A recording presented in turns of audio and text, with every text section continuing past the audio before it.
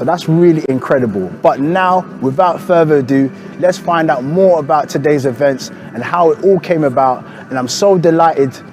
Right here, join with me right now is the CEO of Street Soccer Foundation and the brainchild behind the Football for Good initiative. How you doing, Keith? You all right?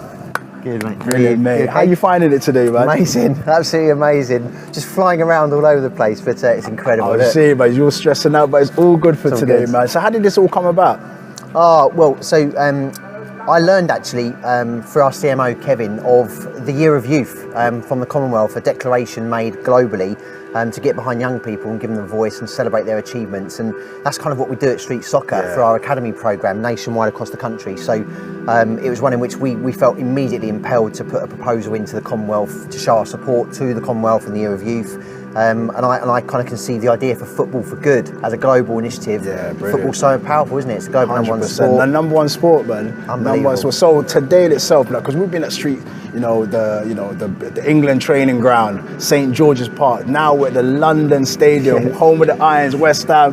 How is it, man? How did you get this across the line? I know, I've been asked that all day. I have to say, first of all, big shout out to Graham Gilmore, CEO of the London Stadium, the London Stadium team as well. But I knew when we got the opportunity with the support of the Commonwealth towards launching this initiative, I knew it had to be an iconic venue. And I thought, actually, where did we begin Street Soccer? Our first partnership was with West Ham United and their foundation for East London. You know, it's got the Olympic Stadium. So, a lot of legacy here, right? I was thinking as high as I could. I thought, what's the most iconic venue in the country? Of course, people might say Wembley as well, but I thought the London Stadium could be, like, they pronounce it as the world stage, don't they? And I thought, just bring all the young people from across the country, from across the world here today, which we've done. That's brilliant, man. What are you looking forward to today? Like, what's the highlights that you're looking out for? I think out here, I mean, look, get me on that pitch.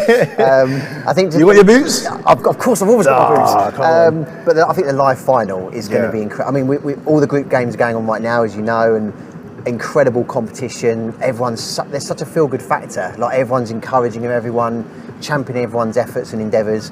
But I think for me personally, it's going to be a culmination of everyone coming into this stadium, into the bowl, to watch that live final.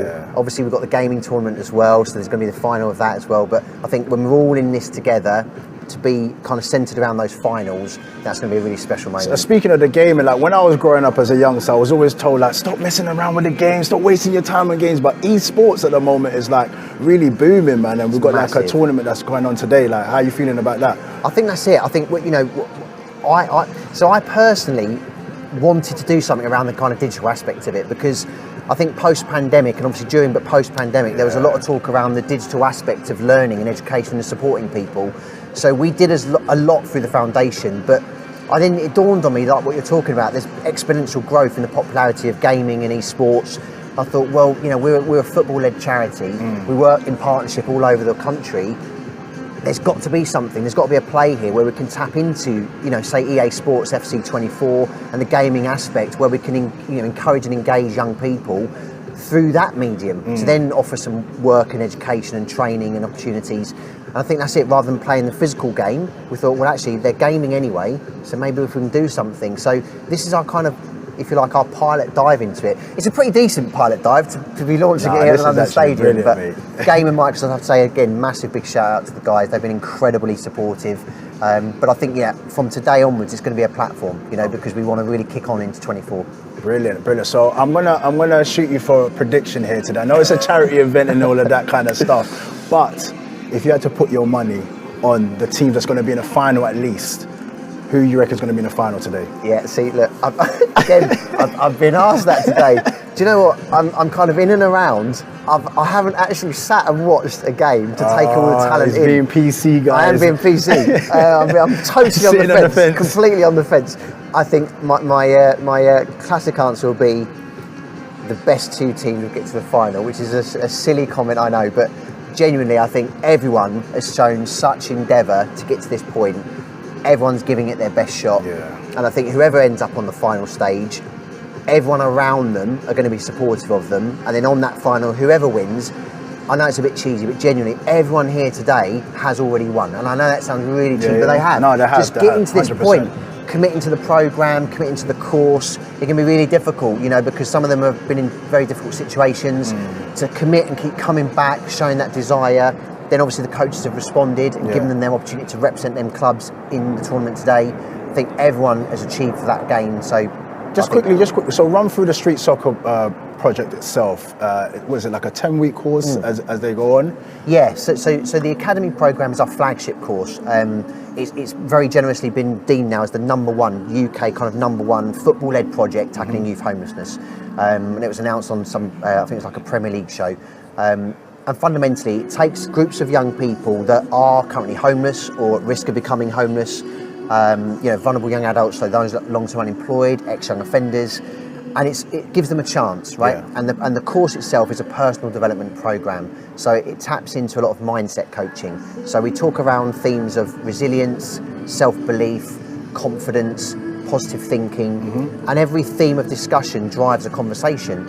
And you know as well, Daniel, that fundamentally in every of those workshops, no matter where they are in the country, it's the conversations that are had that are ultimately changing people's lives. Yeah. Football's the glue, that's what gets them in the first place. So with this club-led approach that we have, the club are so powerful typically in that local community. So they see that badge and think, oh, that sounds quite cool.